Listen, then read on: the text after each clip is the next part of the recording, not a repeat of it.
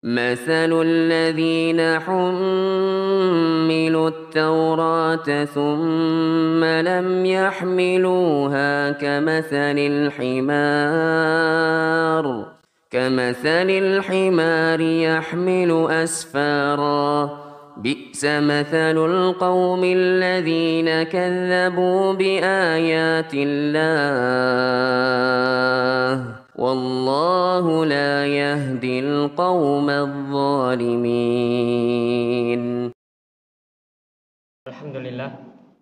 Alhamdulillahi hamdan katsiran thayyiban barakan fi mubarakan alaina kama yuhibbu rabbuna wa yarda.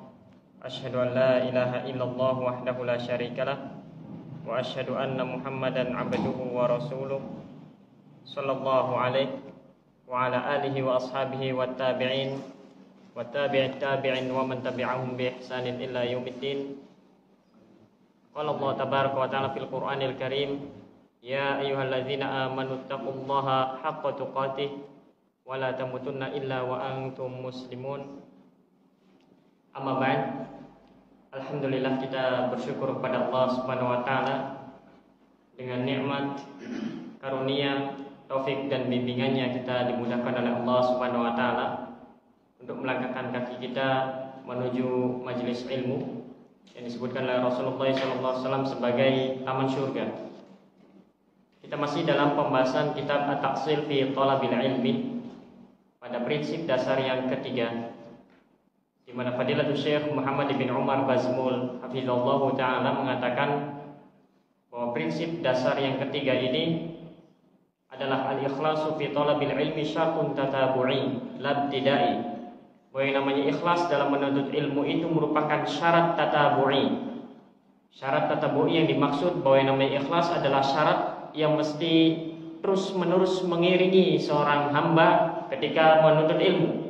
La ibtida'i, bukan syarat yang harus atau hanya diperlukan di awal saja. Dan yang namanya keikhlasan ini merupakan syarat tatabu'i pada semua ibadah. Kita butuh untuk senantiasa ikhlas bukan hanya di awal saja. Maka kita butuh agar senantiasa hati kita ini ikhlas. Begitu pula saat melakukan suatu ibadah, dan begitu pula setelah melakukan ibadah. Itulah yang disebut dengan syartun tatabu'i. Syarat yang harus mesti terus-menerus berkesinambungan mengikuti amal ibadah yang kita kerjakan, terutama menuntut ilmu. Sehingga yang dituntut oleh seorang penuntut ilmu adalah, atau seorang hamba yang mempelajari ilmu adalah, dia hendaknya mengevaluasi, mengintrospeksi di hatinya agar terus menjaga keikhlasannya dalam menuntut ilmu atau dalam beribadah lainnya. Baik, ini merupakan prinsip dasar yang ketiga, bahwa yang namanya ikhlas itu merupakan syarat yang harus terus-menerus ada pada diri kita, bukan hanya dibutuhkan di awal saja. Kemudian dibangun di atas prinsip yang ketiga ini beberapa hal yang penting.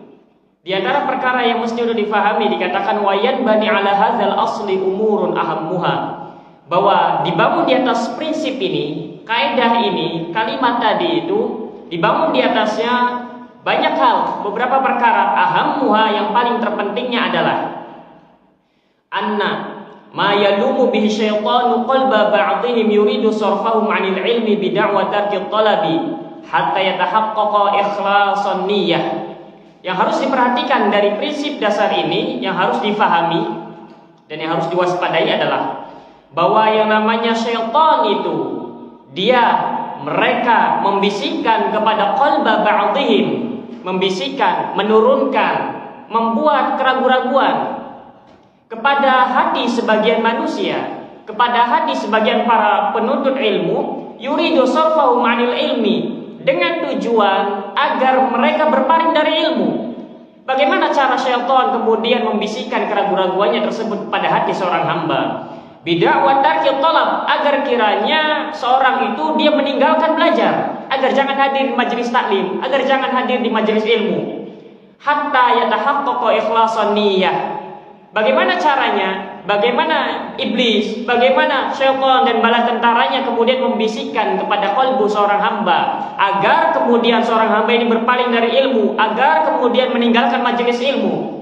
Alasannya hatta yatahaqqaqa ikhlasan niyyah, hingga dia mampu merealisasikan ikhlas, mengikhlaskan niatnya. Kamu kan saat ini belum ikhlas, sudahlah, tidak perlu untuk hadir di majelis taklim. Nanti saja hadirnya kalau engkau sudah ikhlas. Kamu ini saat ini belum siap. Nanti saja siapnya kalau engkau sudah membenahi dirimu, baru hadir di majelis taklim, baru belajar agama. Dan ini bukan hanya pada menuntut ilmu saja. Namun begitulah iblis dan bala tentaranya, begitulah syaitan kemudian memberikan bisikan-bisikan, pintasan-pintasan ke dalam hati seorang hamba dengan perkara-perkara yang kelihatannya indah.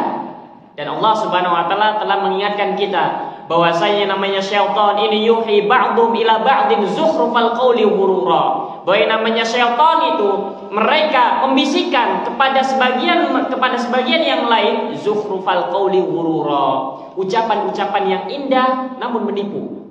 Ucapan-ucapan yang indah kelihatannya indah. Iya, saya kan belum ikhlas. Jadi untuk apa saya beramal? Daripada amalan saya tidak diterima, mending nanti benahi saja dulu hati saya. Kalau sudah ikhlas baru aku beramal, maka dengan begitu amalan itu akan diterima. Kelihatannya indah, namun pada hakikatnya ini merupakan sesuatu yang menipu. Bukan hanya pada atau dalam menuntut ilmu saja, namun dalam ibadah yang lain pun begitulah iblis dan bala tentaranya. Kebanyakan mereka berupaya untuk menghalangi umat manusia dari jalan yang lurus dengan zukhrufal qawli ghurura, dengan ucapan-ucapan yang indah lagi menipu. Kita sering mendengar muslimah, para wanita muslimah dari kaum muslimin ini ketika diingatkan untuk memakai jilbab, ketika diingatkan untuk berkerudung agar ditutup itu rambutnya agar tidak kelihatan karena yang rambut itu merupakan aurat, apa katanya? Saya ingin menghijabi hatiku dulu. Saya ingin menjilbabi hatiku dulu sebelum saya memakai jilbab. Sebelum saya berkerudung, saya belum siap saat ini. Begitulah iblis.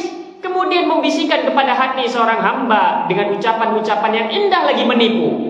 Pada hakikatnya ini merupakan menipu. Kemudian iblis pun membisikkan dengan contoh-contoh di lapangan, dengan contoh-contoh fakta-fakta realita di lapangan. Tuh lihat, yang berjilbab saja begitu, lebih baik engkau yang tidak berjilbab tapi hatimu baik, katanya begitu.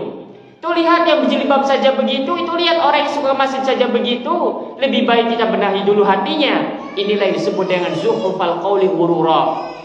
Bukan hanya dalam menuntut ilmu, dalam ibadah yang lain pun begitu. Kadang datang bisikan-bisikan ketika kita sedang sholat, engkau ini mengerjakan sholat ria, sudah tidak usah sholat, berhenti saja.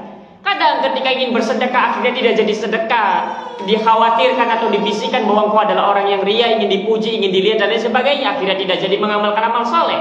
Dan begitulah syaitan, begitulah iblis kemudian membisikkan dan menurunkan ke dalam qalbu seorang hamba keraguan-raguan dan bisikan-bisikan zukhrufal qawli ghurura.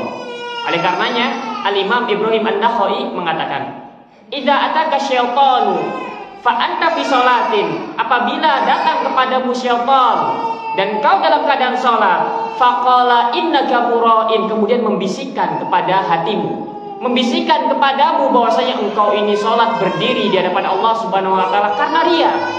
Engkau ini bertakbir karena ria, yang lain duduk, kalian malah engkau malah berdiri. Engkau ingin menunjukkan bahwa engkau yang paling paham tentang sunnah Rasulullah SAW, begitukah? Engkau ini berdiri bertakbir karena ria. Begitulah syaitan membisikkan. Bisikan itu datangnya dari syaitan dan bala tentaranya, anak buah iblis. Maka apa yang harus dilakukan kalau begini? Apakah kemudian sudah membatalkan saja? Maka dikatakan oleh Imam Ibrahim An-Nakhai, fazidhu tulan, maka perlama sholatmu. Kalau misalkan datang bisikan, kamu bersedekah ini karena ingin dipuji, kamu membaca Al-Quran ini karena ingin dipuji, kamu ini sholat sunnah ini karena ingin disanjung, maka perlama sholatnya, perbanyak bacaan Al-Qurannya, jangan kemudian malah berhenti dengan alasan saya ingin menjaga hatiku dari yang namanya ria. Bukan, harus dilawan itu, bukan malah ditinggalkan. Nah, kadang begitulah iblis dan bala tentaranya kemudian membuat bisikan-bisikannya ke dalam hati seorang hamba. Sehingga ini pula yang menghalangi salah seorang atau kaum muslimin yang ketika hendak datang di majelis taklim, alasannya saya belum ikhlas karena Allah. Nanti kalau sudah ikhlas baru saya ingin sholat ke masjid. Nanti kalau sudah ikhlas baru saya ingin bergabung di majelis ilmu dan lain sebagainya. Ini bisikan-bisikan syaitan. Kemudian dikatakan ini semua merupakan hila syaitaniyah wa makrun wa khadi'an. Ini merupakan tipu daya syaitan. Ini merupakan makar dan merupakan tipu muslihat dari syaitan. Sehingga seorang harus memahami hal ini dengan baik. Bal 'alal muslimi an yastamirra fi talabil ilmi. Bahkan seharusnya wajib bagi setiap muslim itu untuk terus-menerus hadir di majelis taklim, harus terus-menerus belajar. Sekalipun iblis, sekalipun syaitan membisikkan kepada hatinya bahwa engkau melakukan ini tidak ikhlas karena Allah, Engkau ini melakukan ini untuk dipuji saja, untuk disanjung, untuk ini dan itu dan lain sebagainya. Tidak perlu digubris. Wa yutabi'a niyatahu. Hendaknya kau terus hadir di majelis taklim. Jangan kemudian menggugurkan keinginan kita, menggugurkan, memadamkan semangat kita untuk hadir di majelis taklim. Wa yutabi'a niyatahu. Dan kau pun harus senantiasa mengevaluasi dirimu. Ya mungkin saat ini kau belum ikhlas, namun kau harus terus mengevaluasi dirimu untuk bisa mencapai keikhlasan kepada Allah Subhanahu wa taala. Kama qala Sufyan ats-Tsauri, sebagaimana yang dikatakan oleh Imam Sufyan ats-Tsauri rahimahullahu taala, ma'alaztu syai'an ashadda 'alayya min niyyati.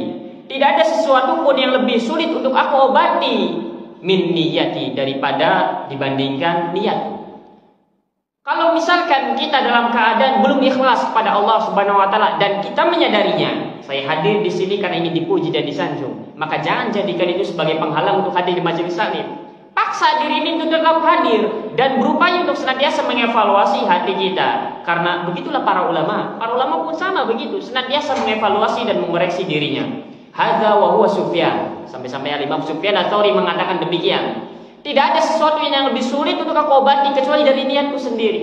Kecuali dibandingkan niatku sendiri. Tidak ada yang lebih sulit untuk aku obati kecuali niatku ini. Ini ucapan Al-Imam Sufyan ats-Tsauri, seorang imam besar. Famin babi aula ghairu. Maka kalau Al-Imam Sufyan ats-Tsauri saja mengatakan demikian, maka apalagi selain Al-Imam Sufyan ats-Tsauri. Kalau Sufyan ats-Tsauri saja mengatakan demikian, maka apalagi kita yang bukan ulama, yang bukan seorang ahli hadis, yang bukan seorang ahli fikih dan lain sebagainya. Maka kalau seorang imam saja begitu keadaannya, bahwa memperbaiki atau mengobati yang namanya hati ini sulit, harus terus menerus diintrospeksi, dievaluasi, maka apalagi kita harus lebih terus menerus lagi mengevaluasi niat kita. Fala yaj'al dzalika sharifan lahum an talabil ilmi. Kalau seandainya seorang itu memang belum ikhlas, belum mampu untuk ikhlas dan dia merasakannya, maka jangan jadikan hal semacam ini kemudian menghalanginya dari menuntut ilmu. Jangan, tetap paksa untuk hadir di majelis taklim dan terus berupaya untuk beramal soleh. Walama qala Hisham ad-Dustuwai rahimahullahu taala.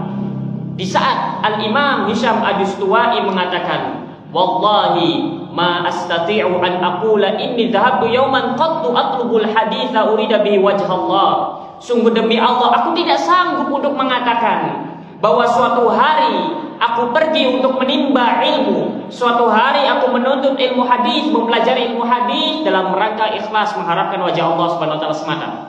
Aku tidak bisa menjamin, aku tidak sanggup untuk mengatakan bahwasanya ada dari satu perjalananku dalam rangka hadir di majelis ilmu, dalam rangka mempelajari, mencari hadis Rasulullah SAW, dan aku melakukan itu semua ikhlas karena Allah Subhanahu wa taala. Para ulama sampai sebegitunya. Dia tidak bisa menjamin dirinya bahwa apa yang dilakukannya itu ikhlas karena Allah Subhanahu wa taala, karena memang sulit. Apalagi kita, kalau kita kemudian dengan mudahnya mengatakan, saya mengamalkan ini ikhlas karena Allah, maka jangan-jangan kita telah tertipu dengan apa yang dibisikkan oleh syaitan ke dalam hati kita. Kalau para ulama saja tidak bisa menjamin dirinya, apalagi kita. Kalau mereka para ulama yang sangat mengerti tentang ilmu qalbu, mengerti tentang hakikat keikhlasan, hakikat kesyirikan, syirik asghar, syirik khafi, maka bagaimana lagi dengan kita yang kita belum memahami itu secara mendalam? Maka apalagi kita tidak bisa menjamin bahwa diri kita ini melakukan suatu amalan ibadah itu benar-benar ikhlas karena Allah. Maka apa yang harus dilakukan? Senantiasa mengevaluasi diri kita hingga kita pun mewujudkan ikhlas karena Allah Subhanahu wa taala. Dan keikhlasan ini diperlukan sebelum beramal, saat beramal, dan setelah beramal. Kadang di awal-awal murni karena mengharapkan wajah Allah semata.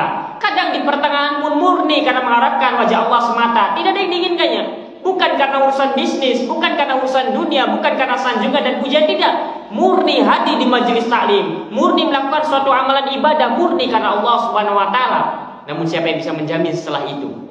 Kadang muncul rasa bangga dalam diri kita, kemudian kita ingin menceritakan apa yang telah kita lakukan dengan tujuan disanjung, dengan tujuan dipuji oleh manusia, sehingga akhirnya kita pun terjatuh ke dalam penyakit sum'ah dan lain sebagainya. Apalagi kadang kita dituntut untuk menceritakan tentang kebaikan yang kita kerjakan dalam rangka memotivasi. Namun siapa yang bisa membedakan antara motivasi dengan dia mengharapkan pujian dan sanjungan dari manusia? Sehingga seseorang harus memahami hal ini dengan baik. Bukan berarti kemudian karena kita ingin memotivasi akhirnya kita tidak menceritakan apa yang kita lakukan. Boleh bagi kita untuk menceritakan kebaikan kita, namun jaga hati kita bahwa niat kita untuk menceritakan hal ini dalam rangka memotivasi orang yang ada di hadapan kita. Dan ini sangat perlu untuk dibedakan dan diperhatikan. Karena namanya ikhlas, karena namanya riya dan sum'ah, dengan memotivasi orang itu tipis sekali bedanya. Karena namanya tawadhu, kadang ada seorang yang tawadhu, saya tidak ingin direkam. Jangan disebarkan video saya. Kalau ingin berinfak, bersedekah, katakan saja hamba Allah dan lain sebagainya. Ingin tawadhu, ingin menjaga keikhlasan, namun yang namanya tawadhu dengan ujub dan bangga diri itu sangat tipis sekali. Bisa jadi dia menginginkan demikian, namun dia berbangga diri, dia ujub dan takabur dengan amalannya, maka ini pun berbahaya. Maka yang namanya keikhlasan, maka yang namanya ingin dipuji, sum'ah riya dengan memotivasi orang itu sangat tipis sekali perbedaannya. Begitu pula halnya dengan yang namanya ketawadhuan, dengan yang namanya ujub dan takabur berbangga diri itu sangat tipis sekali. Al-Imam Ibnu Rajab Al-Hanbali pernah suatu hari di majelisnya, beliau menjelaskan tentang permasalahan hukum terkait dengan suatu permasalahan. Beliau jelaskan dengan detail sekali, dengan penjelasan yang membuat orang yang ada di hadapannya, dengan penjelasan yang membuat murid-muridnya itu terkagum, tercengang. Karena saking detailnya dan saking indahnya pembahasan yang ditampilkan oleh Imam Ibnu Rajab Al-Hanbali. Kemudian Imam Ibnu Rajab Al-Hanbali diundang oleh para ulama di masanya, diundang oleh para qadhi, oleh para ustadz kalau di zaman kita, untuk berkumpul, untuk merembuki suatu permasalahan. Kemudian Imam Ibnu Rajab Al-Hanbali datang ke tempat tersebut, berkumpul tengah-tengahnya para ulama semua.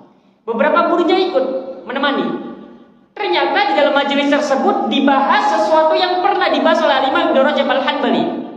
Namun Imam Ibnu Rajab Al-Hanbali diam. Para ulama membahasnya. Murid-muridnya merasa bahwa apa yang dibahas oleh para ulama yang hadir ini tidak ada yang sedetail dan serinci dan seindah apa yang dijelaskan oleh Imam Ibnu Rajab Al-Hanbali. Setelah selesai dari majelis itu, kemudian murid-muridnya bertanya, "Wahai imam, wahai ustadz," kalau bahasa kita di zaman sekarang, "mengapa di majelis itu engkau tidak menjelaskan sebagaimana engkau jelaskan kepada kami dulu?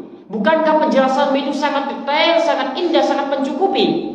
Adapun penjelasan mereka itu kurang puas, kurang detail, kurang mencukupi." Dan begitu pembahasannya.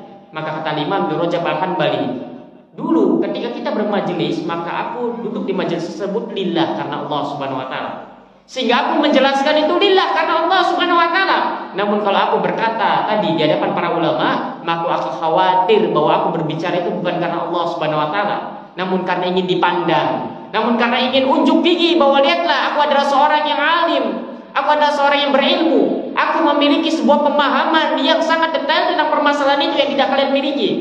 Maka Imam Ibnu Rajab Al-Hanbali pun menghentikan, dia diam, tidak menjelaskan hal tersebut. Sehingga dari sini seorang harus menjaga benar-benar keikhlasannya tersebut, karena namanya syaitan zukhrufal qauli ghurura, membisikkan ucapan-ucapan yang indah, membisikkan ucapan-ucapan kepada qalbu seorang hamba dengan bisikan-bisikan yang indah, namun semuanya itu menipu. Sehingga dikatakan di sini bahwasanya aku tidak mampu untuk mengatakan bahwa ada dari satu hari saja dalam perjalananku mencari ilmu hadis yang aku lakukan itu murni ikhlas karena Allah Subhanahu wa taala. Tidak bisa aku mengatakan demikian, aku tidak mampu. Kemudian allaqa alaihi Az-Zahabi rahimahullah taala biqaulihi wallahi wala ana. Al-Imam Az-Zahabi rahimahullah taala menukilkan ucapan Al-Imam Hisham Ad-Dustuwai ini di dalam kitabnya yang besar Syiar A'lamin Nubala. Ketika membawakan ucapan Al-Imam Hisham Ad-Dustuwai barusan bahwa aku tidak sanggup untuk mengatakan bahwa ada satu hari dari perjalananku menuntut ilmu hadis yang ikhlas karena Allah, maka Imam Az-Zahabi pun mengatakan wallahi wala ana, demi Allah aku pun sama begitu. Aku tidak mampu mengatakan bahwa apa yang aku lakukan ini dari menuntut ilmu, dari beribadah dan lain sebagainya itu ikhlas karena Allah Subhanahu wa taala. Tidak ada yang bisa aku untuk mengatakan demikian. Nah, ini Imam Az-Zahabi mengatakan wallahi wala ana. Begitu pula halnya denganku. Aku tidak sanggup untuk mengatakan demikian. Kemudian Imam Az-Zahabi bercerita, mengatakan, "Faqad kana as-salafu yatlubuna al-ilma lillahi fanabilu." Dahulu para ulama salaf di antara mereka ada yang menuntut ilmu lillah karena Allah Subhanahu wa taala, belajar beribadah lillah karena Allah Subhanahu wa taala, fanabilu. Mereka pun berhasil. Mereka pun mendapatkan ilmu yang diinginkannya. Kenapa? Lillah karena Allah Subhanahu wa taala. Wasaru a'immatan yuqtada bihim, sehingga mereka pun menjadi para ulama para imam yuqtada bihim, yang diteladani. Wa talabuhu qaumun minhum awalan lalillah. Kemudian ada sebagian mereka dari kalangan salaf yang mereka belajar awalnya bukan karena Allah Subhanahu wa taala. Al-Imam Muzhabi sedang menceritakan bahwa orang-orang dahulu di masa salaf itu ada yang belajar pertamanya benar-benar murni karena Allah. Dan di antara mereka ada yang belajar namun bukan karena Allah awalnya. Wa hassaluhu, dan mereka pun mendapatkan ilmu. Padahal awalnya mereka belajar namun bukan karena Allah Subhanahu wa taala, ingin dipuji, ingin disanjung, ingin tenar dan lain sebagainya. Namun mereka pun mendapatkan ilmu tersebut. Tsumastafaqu, namun mereka sadar. Mereka belajar dalam keadaan mereka tidak ikhlas. Mereka belajar karena motivasinya untuk mendapatkan dunia. Kalau saya belajar menuntut ilmu menjadi seorang hakim, menjadi seorang qadhi, maka saya mendapatkan uang yang banyak, mendapatkan harta yang banyak karena digaji dari Baitul Mal dan lain sebagainya. Awalnya niatnya keliru. Kalau saya belajar, saya akan menjadi orang yang terkenal, tenar, nama saya akan harum di mana-mana. Awalnya keliru, dan dia pun belajar mendapatkan ilmu tersebut. Namun karena dia istiqomah dalam menuntut ilmu, istafaqu, mereka pun sadar bahwa apa yang dilakukannya itu salah, bahwa ilmu itu dicari bukan untuk hal semacam ini, bahwa niat-niatannya ini yang diinginkannya itu merupakan sesuatu yang tidak diinginkan dari menuntut ilmu. Wahasabu anfusahum, kemudian mereka pun mengintrospeksi diri mereka. Mereka pun mengevaluasi diri-diri mereka sendiri. Fajarrahumul ilmu illa al-ikhlasi fi athna'it thariq. Kemudian di tengah perjalanannya dalam menuntut ilmu, ikhlas ilmu itu pun mengarahkannya, membimbingnya, menyeretnya kepada keikhlasan kepada Allah Subhanahu wa taala. Ada di antara salaf yang mereka belajar awalnya bukan karena Allah Subhanahu wa taala, ingin disanjung, ingin dipuji, ingin harta dunia dan lain sebagainya. Namun karena mereka istiqamah di atas ilmu, kemudian mereka pun sadar, kemudian mereka pun mengevaluasi diri mereka, maka ilmu yang dicarinya itu pun membimbingnya, mengarahkannya kepada keikhlasan, sehingga akhirnya dia pun bisa ikhlas karena Allah Subhanahu wa taala. Kama qala Mujahid wa ghairuhu, sebagaimana yang dikatakan oleh Imam Mujahid, seorang ahli tafsir. Al-Imam Ibnu Katsir di dalam tafsirnya sering membawakan riwayat dari Al-Imam Mujahid ini, karena Mujahid merupakan seorang ulama ahli tafsir di bidangnya. Al-Imam Mujahid dan yang lainnya pernah mengatakan, "Talabna hadzal ilma wa ma lana fi kabirun niyatin." Dahulu kami ini awal-awal belajar itu kami tidak memiliki niat yang benar, niat yang besar, niat yang lurus awalnya. Tsumma razaqanallahu an-niyata ba'du. Namun kemudian karena kami istiqomah di atas jalan ilmu, kami tidak gugur, kami tidak berpaling dari jalan ini, maka Allah Subhanahu wa taala pun memberikan rezeki kepada kami, mengaruniai kami niat yang soleh, niat yang benar setelahnya. Wa ba'duhum yaqul, sebagian ulama salaf dari kalangan tabi'in dan tabi'ut tabi'in mereka mengatakan, talabna hadzal ilma li ghairillahi. Kami dahulu belajar itu bukan karena Allah Subhanahu wa taala belajar. Ada yang karena dipaksa, ada yang karena ingin tenar, ada yang karena ingin terkenal dan lain sebagainya. Fa'abal ilmu an yakuna illa lillah. Namun ilmu itu enggan. Namun ilmu itu menolak untuk dicari illa lillah, kecuali ilmu itu hanya bisa dituntut, hanya bisa dicari, hanya bisa didapatkan dengan ikhlas karena Allah Subhanahu wa taala semata. Ada di antara kalangan para ulama salaf pun yang memulai perjalanan menuntut ilmunya tidak ikhlas karena Allah Subhanahu wa taala. Namun karena istiqomah di atas ilmu, maka ilmu itu yang membimbingnya. Fahadha aidan hasanun. Ini pun baik. Di kalangan para ulama salaf ada yang dari awal sudah ikhlas, kemudian mereka pun mendapatkan ilmu, kemudian mereka pun mendapatkan kenikmatan-kenikmatan lainnya. Dan ada di antara mereka yang awalnya tidak ikhlas karena Allah, dan mereka pun mendapatkan ilmu. Namun ilmu itu membimbingnya di tengah perjalanannya, sehingga akhirnya dia pun ikhlas karena Allah Subhanahu wa taala. Kata Imam Muzhabi, yang kedua ini pun sama ikhlas. Ini pun baik. Tsumma nasharuhu bi niyatin shalihatin. Kemudian mereka pun menyebarkan ilmu itu dengan niat yang benar. Saat belajarnya awal-awalnya niatnya tidak benar. Awal-awalnya niatnya keliru. Namun seiring berjalannya waktu karena istiqomah belajar, akhirnya ilmu itu membimbingnya. Sehingga tatkala dia menyebarkan ilmu, dia pun menyebarkannya dengan niat yang benar, yang saleh. Wa qaumun. Kemudian dikatakan, ada sebagian manusia talabuhu bi niyatin fasidatin. Mereka yang menuntut ilmu dengan niat yang rusak, dengan niat yang buruk, li ajli dunia, untuk mendapatkan dunia. Saya ingin belajar agar kelak menjadi seorang ulama. Saya belajar untuk menjadi seorang hakim, untuk menjadi seorang qadhi. Yang kalau seorang ini sudah sampai ke tingkatan qadhi, maka dia akan mendapatkan jatah gaji dari Baitul Mal yang besar dan lain sebagainya. Karena ulama dahulu itu digaji oleh pemerintah, sehingga tidak perlu lagi untuk memikirkan bisnis dan lain sebagainya.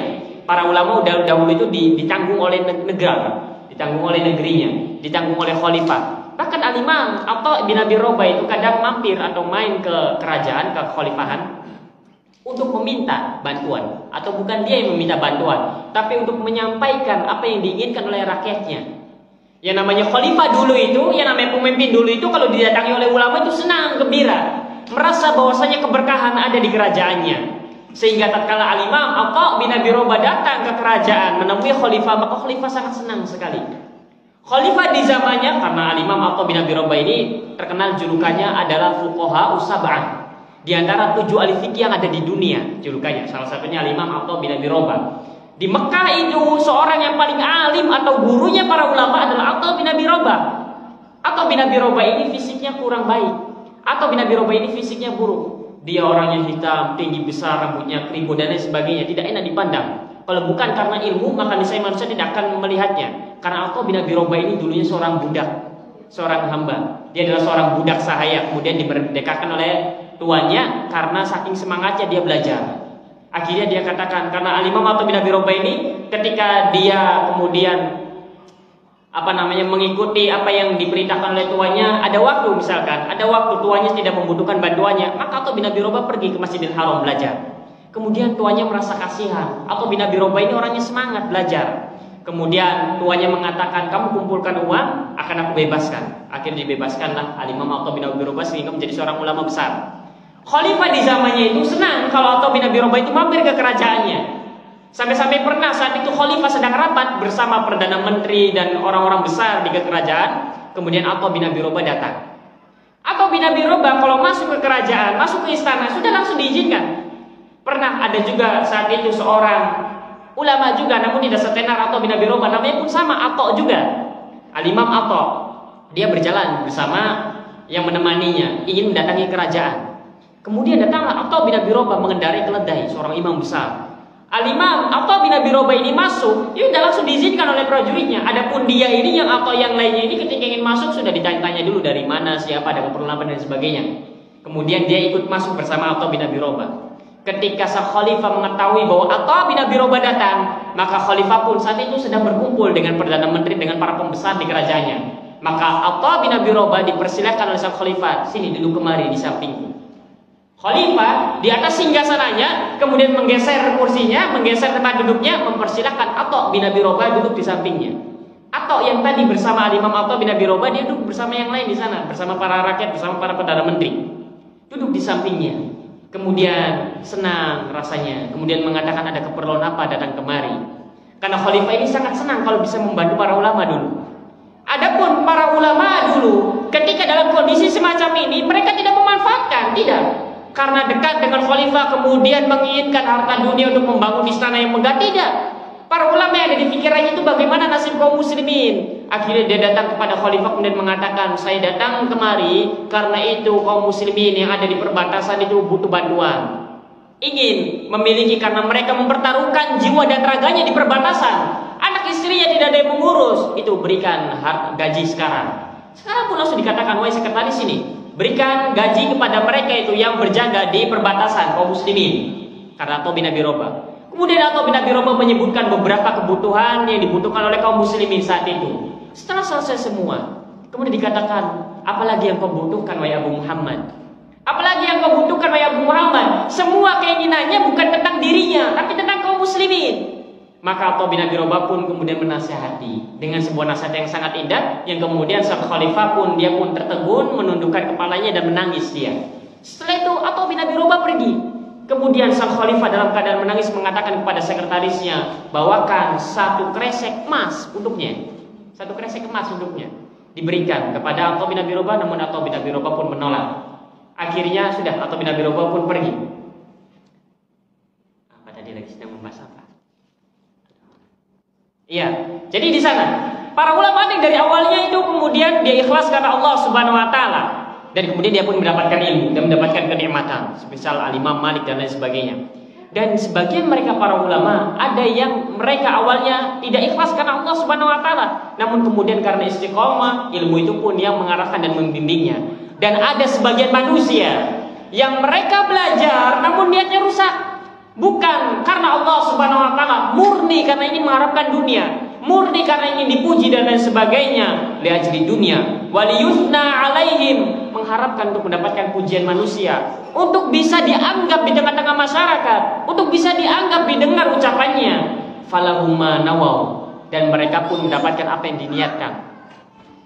Di awal kita pernah membahas bahwa ada di akhirat nanti orang-orang yang niatnya salah dan mereka pun mendapatkan apa yang diniatkan. Begitu pula halnya dengan ini. Ada orang yang belajar, dia menginginkan ilmu namun niatnya rusak, namun dia pun mendapatkan apa yang dia niatkan.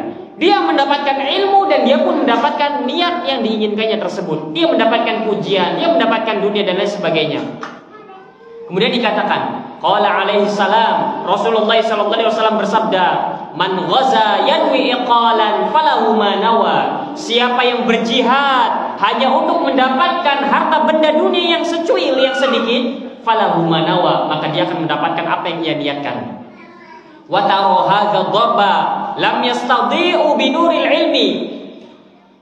Engkau melihat bahwa contoh orang ini, bahwa mereka ini ada sebuah kaum, ada di antara manusia yang mereka belajar namun niatnya rusak, dan dia pun mendapatkan apa yang ia niatkan. Kemudian Al-Imam Zahabi mengatakan, engkau lihat contoh ini, lam yastadhi'u bi nuril ilmi.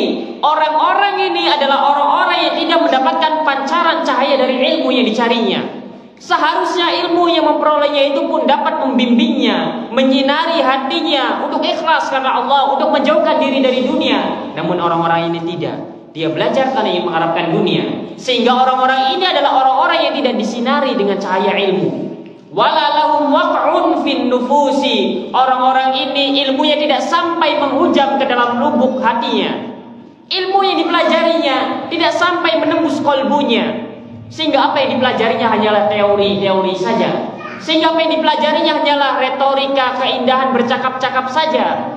Hatinya tidak disinari dengan cahaya ilmu. Ilmunya tidak menghujam ke dalam kolbunya.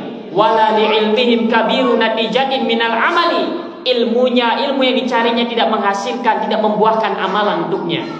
Sehingga tugasnya hanya mengumpulkan.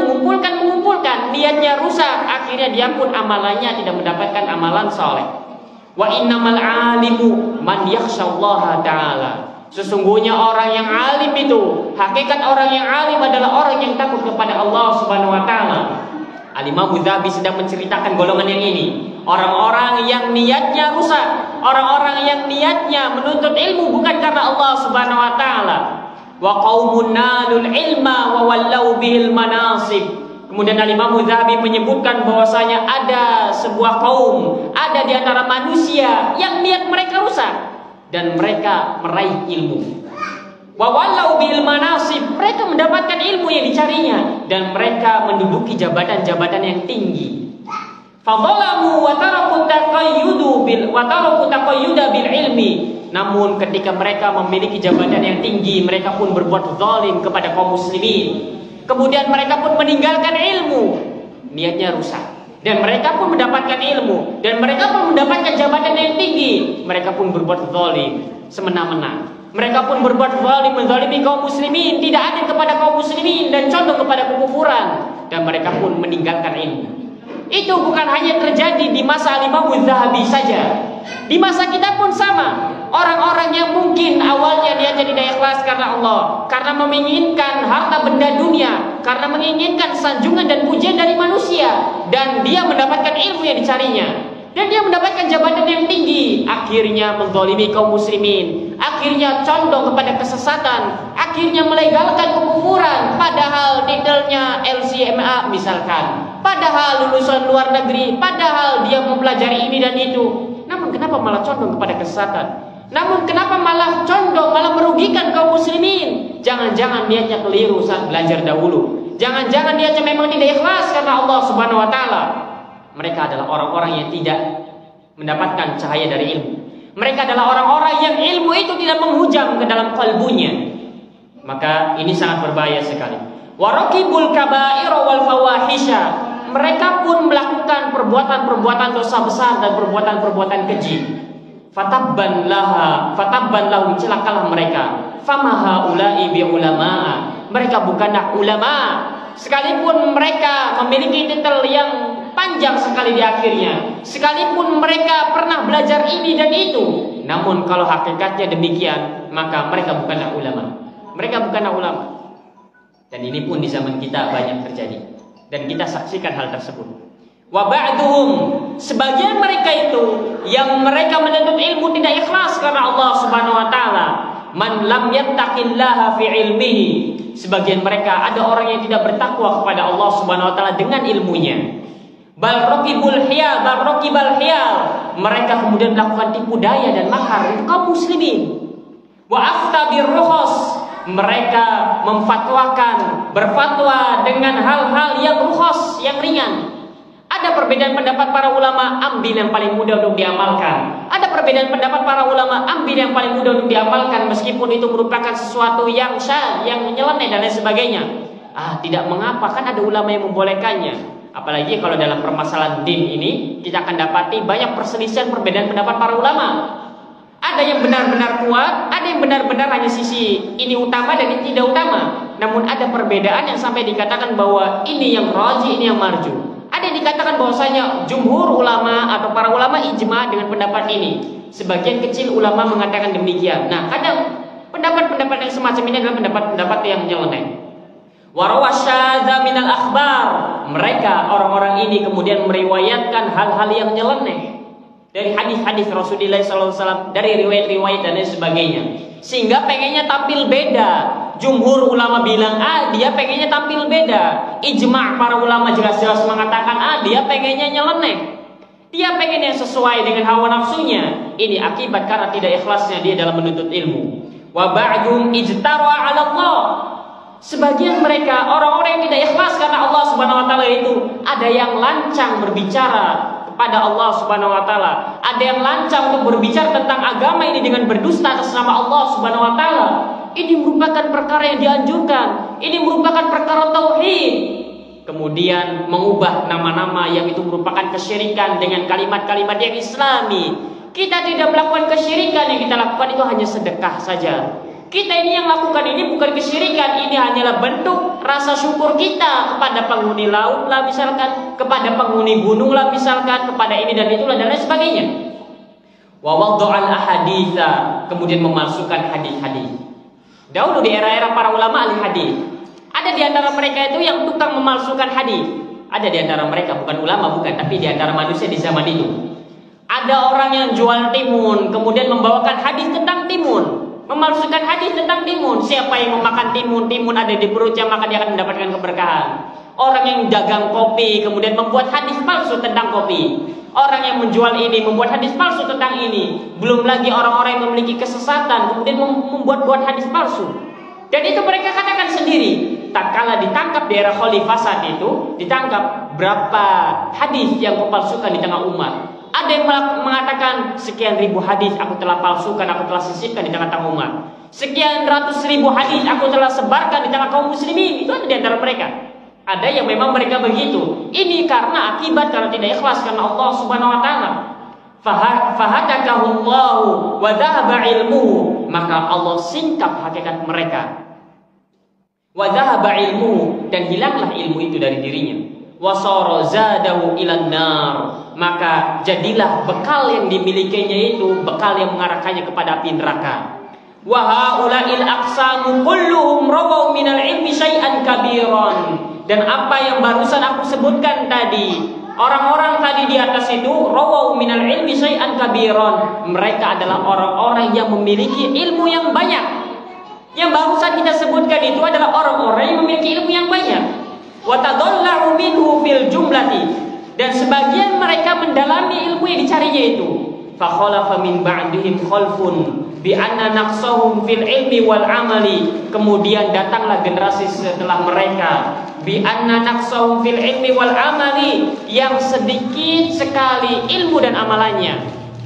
Al-Imam Dzahabi menyebutkan bahwasanya di masa-masa salaf itu ada sebagian orang yang rusak niatnya dalam menuntut ilmu, sehingga akhirnya sebagian mereka ini digambarkan ada yang memperoleh jabatan yang tinggi, akhirnya semena-mena, akhirnya berlaku zalim kepada kaum muslimin. Sebagian lagi mereka ada yang kemudian melegalkan apa yang Allah haramkan, kemudian mengharamkan apa yang Allah halalkan, mengatakan syirik, tauhid, kemudian mentauhidkan apa yang itu merupakan kesyirikan dan lain sebagainya.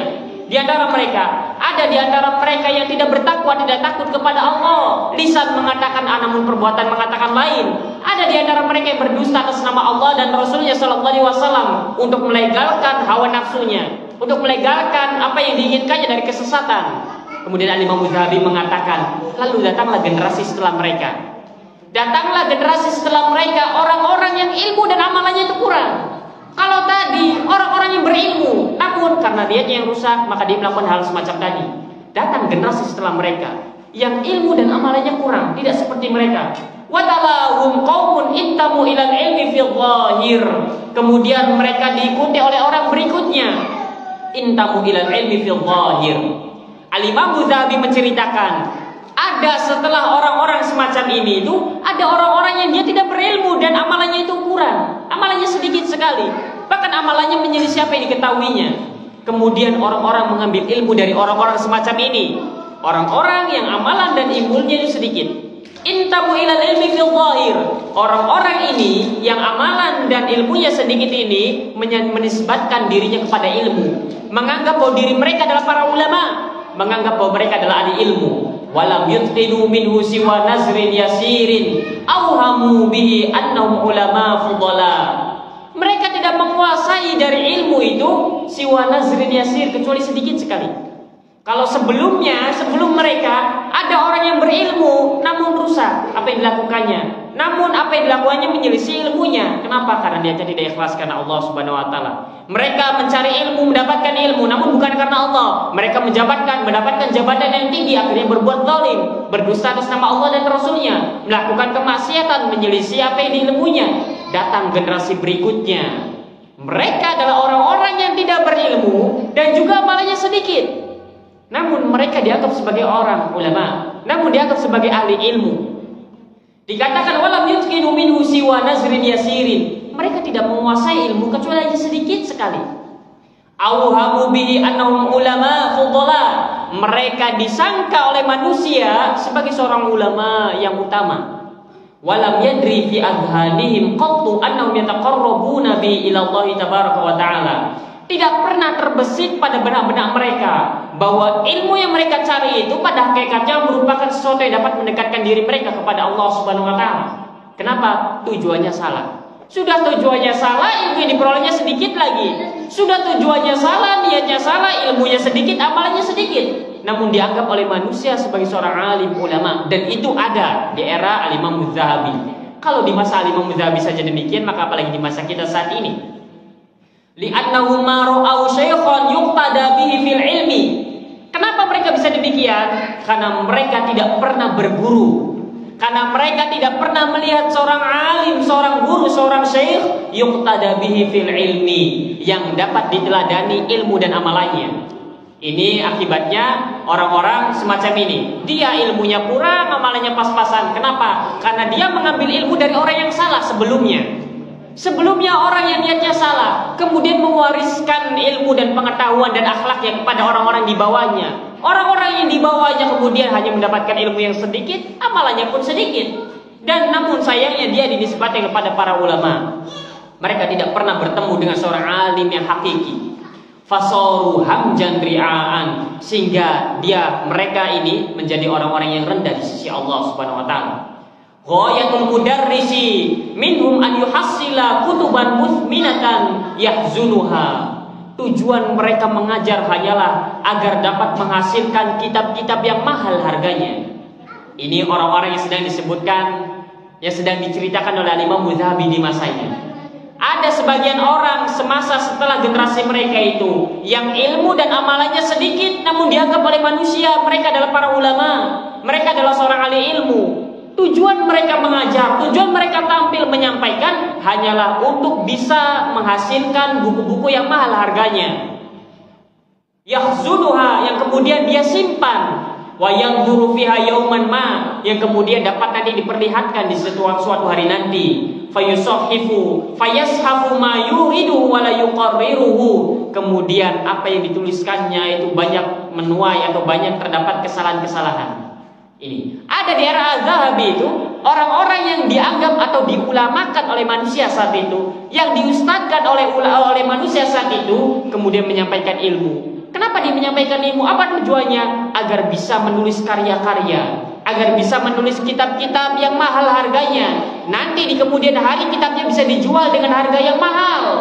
Namun ternyata apa yang dituliskannya itu banyak menuai kesalahan. Namun apa yang dituliskannya, yang dituangkan di dalam kitabnya ternyata banyak kekeliruan. Wala yuqarriruhu, dan dia tidak mampu untuk memahaminya. Fanas'alullahan najata wal afwa, dan kita berlindung, kita memohon kepada Allah Subhanahu wa taala keselamatan dari orang-orang semacam ini. Maka yang namanya berguru perlu banyak berdoa kepada Allah Subhanahu wa taala agar kita dikaruniai seorang guru yang saleh, amalnya benar dan ilmunya pun sahih. Apalagi di tengah-tengah Ahlussunnah kadang pokoknya yang penting Ahlussunnah maka diambil ilmunya, tidak setiap Ahlussunnah yang tampil kemudian bisa diambil ilmunya, tidak. Karena kriteria untuk diambil sebagai seorang guru itu ada kriterianya. Pertama, jelas mesti seorang Ahlussunnah wal Jamaah. Apakah kalau begitu setiap Ahlussunnah yang tampil berarti layak untuk dijadikan sebagai seorang guru yang layak diambil ilmunya? Jawabannya tidak. Sampai dia benar-benar mutqin, sampai dia benar-benar menguasai apa yang disampaikannya, ilmunya dikajinya. Kemudian maka jangan hadir di majelis taklim. Siapa ustaznya? Ustaznya Ahlussunnah. Ternyata seorang yang tidak menguasai bukan bidangnya. Ternyata seorang yang memang tidak menguasai apa yang disampaikannya. Maka orang semacam ini sekalipun benar akidahnya tidak layak diambil ilmunya. Dan ini merupakan di antara kaidah prinsip dasar Ahlussunnah wal Jamaah. Mengambil ilmu dari seorang Ahlussunnah dan orang yang memang menguasai ilmu yang disampaikannya tersebut. Kalau kita ingin belajar tahsin, ambillah dari seorang guru yang memang benar-benar menguasai ilmu tersebut, bukan hanya sekadar Ahlussunnah saja. Kalau kita ingin belajar mustalah hadis, usul fikih, ambillah dari seorang guru yang memang benar-benar menguasai ilmu tersebut, bukan hanya yang penting Ahlussunnah, tidak. Kita butuh seorang Ahlussunnah yang benar-benar menguasai itu semua. Kalau kita ingin belajar nahwu sharaf, maka ambillah dari seorang Ahlussunnah yang memang benar-benar menguasai ini. Sehingga kita pun menjadi seorang yang dapat mengambil ilmu dan amalnya. Kama qala ba'duhum, apalagi di zaman kita ini. Kama qala ba'duhum, sebagian mereka sampai mengatakan, ma ana alimun. Mereka yang sadar, sebagian mereka mengatakan, aku bukanlah orang yang berilmu. Wala ra'aitu aliman, dan aku tidak pernah melihat seorang yang alim sekalipun. Aku tidak pernah melihat seorang alim sekalipun aku pernah jumpai, aku tidak pernah menjumpainya, aku tidak pernah melihatnya. Kenapa? Karena dia mengambil ilmu dari guru yang salah. Kenapa? Karena dia mengambil ilmu dari orang-orang yang memiliki niat yang busuk, niat yang kotor, sehingga mewariskan kepada orang-orang setelahnya sama seperti apa yang diwariskan oleh orang-orang tersebut, yang dirasakan oleh orang-orang tersebut. Hadal aslu ats-tsalitsu minal usulil muhimmah. Pokok prinsip dasar yang ketiga ini merupakan prinsip dasar yang penting. Wa huwa anna 'ala talibi an yahrisu 'ala tahqiqil ikhlasi lillahi 'azza wa jalla fi talabihi lil ilmi. Yaitu hendaknya atau wajib bagi seorang penuntut ilmu untuk berupaya, untuk bersungguh-sungguh untuk merealisasikan keikhlasan kepada Allah Subhanahu wa taala fi talabihi lil ilmi, dalam menuntut ilmu. Wa tahqiqul ikhlasi amrun matlubun, dan merealisasikan keikhlasan ini merupakan sesuatu yang diperintah, yang dituntut oleh agama ini. Qala ta'ala, Allah Subhanahu wa taala berfirman, "Wa ma umiru illa liya'budullaha mukhlishina lahuddin." Tidaklah mereka diperintah kecuali hanya untuk beribadah, menyembah Allah Subhanahu wa taala, mentauhidkan Allah Subhanahu wa taala saja, dengan mengikhlaskan itu semua, dengan mengikhlaskan agama ini hanya untuk Allah Subhanahu wa taala. Wa kama taqaddama talabul ilmi syar'i mimma yatahaqqaqu bi ibadatillahi wa min ibadatillahi wa huwa min tahqiqi la ilaha illallah. Sebagaimana telah berlalu bahwa yang namanya menuntut ilmu, yang dengan ilmu tersebut kita dapat mewujudkan, merealisasikan ibadah kepada Allah, itu merupakan ibadah pada Allah Subhanahu wa taala. Dan yang namanya menuntut ilmu ini min tahqiqi la ilaha illallah, ini merupakan di antara bentuk seseorang merealisasikan hakikat la ilaha illallah. Seorang yang benar-benar merealisasikan hakikat la ilaha illallah adalah dia yang hadir di majelis ilmu. Dia menuntut ilmu, tandanya dia ingin mengetahui bagaimana cara merealisasikan la ilaha illallah tersebut. Wabitali, dan berikutnya huwa ibadah. Yang namanya menuntut ilmu ini merupakan ibadah. Yan bagi an yahrisu fiha 'alal ikhlas, maka selayaknya bagi seorang itu yang menuntutnya untuk senantiasa mengikhlaskan niatnya tersebut untuk Allah Subhanahu wa taala. Wa Rasulullah sallallahu alaihi wasallam yaqul, dan Rasulullah sallallahu alaihi wasallam bersabda, innamal a'malu binniyat wa innamal likulli imrin ma nawa. Yang namanya amalan itu tergantung niatnya, dan sesungguhnya setiap orang akan mendapatkan apa yang telah ia niatkan. Wa alaihi naqul, dan atas hal ini kami katakan, yajibu ala talibil ilmi an yahrisu ala tashihin niyyah. Wajib bagi setiap penuntut ilmu untuk bersungguh-sungguh, untuk berupaya, untuk merealisasikan, untuk membenarkan niatnya. Wa ikhlasiha lillahi ta'ala azza wa jalla, untuk mengikhlaskan niatnya hanya untuk Allah Subhanahu wa taala saja. Qad yaqulu qail, terkadang mungkin ada yang bertanya, hal makna hadza anil atlubul ilma hatta usahhiha niyati?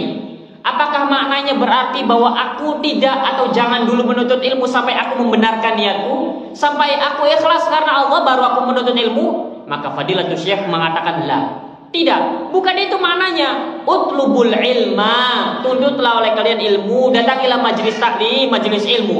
Wa anta fi talabika raji' nafsaka. Dan engkau saat mempelajarinya, dan engkau saat mempelajari ilmu, dan engkau saat menuntut ilmu, senantiasa mengevaluasi dirimu. Wa alij nafsaka fi babi tashihin niyyah, dan obati, tangani hatimu itu agar senantiasa mengikhlaskan niatnya karena Allah Subhanahu wa taala, untuk membenahi niatmu. Fa in qala, itu maknanya. Apakah maknanya kalau aku belum ikhlas berarti jangan hadir di majelis taklim? Jawabnya tidak. Tetap hadir. Bersamaan dengan itu senantiasa mengevaluasi hati kita. Bersamaan dengan itu senantiasa mengobati hati kita agar kiranya kita membenahi hati kita ini hingga kita pun ikhlas pada Allah Subhanahu wa taala. Kalau ada yang bertanya kepada kita, ana uridu an atruka talabal ilmi hatta usahihan niyati.